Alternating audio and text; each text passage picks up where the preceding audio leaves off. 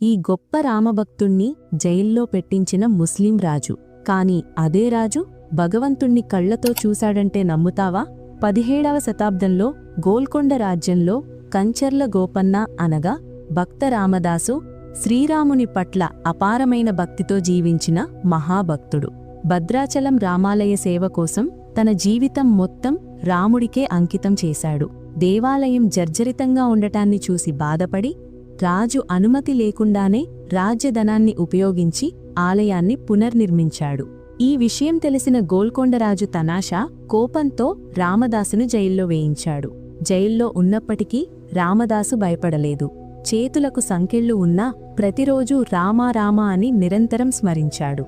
ఒక రాత్రి తనాషాకు కలలో 2 దివ్య యువకులు కనిపించి మేము రాముజీ మరియు లక్ష్ముజీ అని చెప్పి రామదాసు వినియోగించిన బంగారు నాణాలను తిరిగి ఇచ్చారు.